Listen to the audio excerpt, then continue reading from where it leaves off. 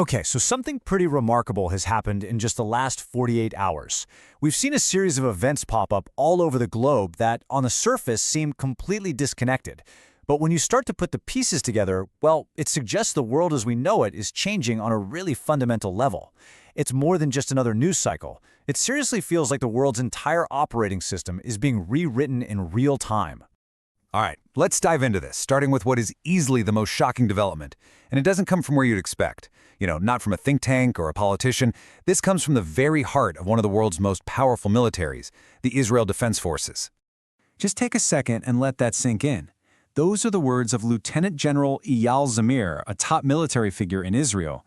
This isn't a prediction from an enemy or some critic trying to get headlines. This is a stark, internal warning from a top general to his own government, and it's a warning that is now very, very public. I mean, you have to ask, right? What on earth could be happening inside the Israeli military that would make a top general say something so dire? What kind of internal pressures are pushing one of the world's most formidable armies to the brink of collapse? Well, when you start digging, the answer really boils down to a crisis of manpower. It's a simple but absolutely critical imbalance between the number of soldiers they have and the sheer number of missions they need them for. According to the Jerusalem Post, right now, the IDF has an immediate, urgent shortage of 12,000 combat troops. And we're not talking about support staff here. These are frontline fighters, the boots on the ground they need right now. And honestly, some estimates suggest the real number might be even higher, maybe tens of thousands. And this critical shortage, it's happening at pretty much the worst possible time. The army's stretched incredibly thin across multiple high-intensity fronts all at once.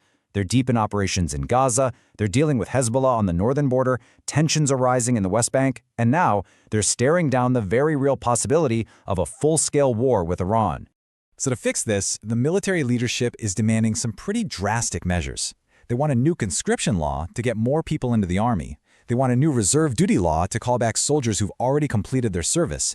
And they want to make mandatory service even longer, bumping it up from 30 months to a full 36. So here's the crucial point. General Zamir is warning that without these changes, the IDF won't just struggle in a big war, he's saying they won't even be able to handle their routine, day-to-day missions. The whole reserve system, which is the backbone of the army, is apparently buckling under the weight of it all and is on the verge of failing. But here's the twist. This isn't just a military problem that you can solve by passing a few new laws. It's a deep, deep political and social crisis, and it all centers on one specific community inside Israel. We're talking about the Haredi, the ultra-Orthodox Jewish community. Because of some long-standing political arrangements, they've had this unique exemption from the mandatory military service that nearly every other Jewish Israeli is required to do. And the numbers here are just staggering. Right now, there are an estimated 100,000 Haredi men of military age who are not serving in the army. Instead, they're primarily engaged in religious studies. Now, what's so wild is how simple the solution looks on paper. A former prime minister, Naftali Bennett, pointed out that if you could just get 1/5 of those men to join up, that 12,000 soldier shortage would disappear instantly. But as you can probably guess, it's not that simple.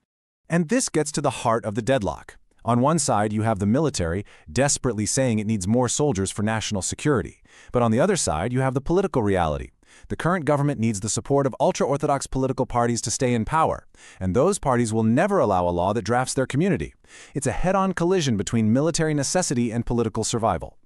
Okay, so now let's zoom out, because this internal crisis, this story of division and stretched resources in a key U.S. ally, well, it isn't happening in a vacuum.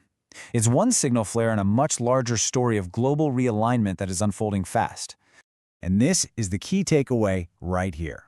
What we're watching isn't just a series of disconnected conflicts. It's like the tectonic plates of global power are shifting under our feet.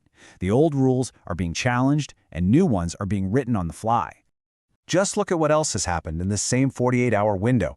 Russia's monthly oil revenue has reportedly doubled to $24 billion. That's money that directly funds its war machine, defying sanctions.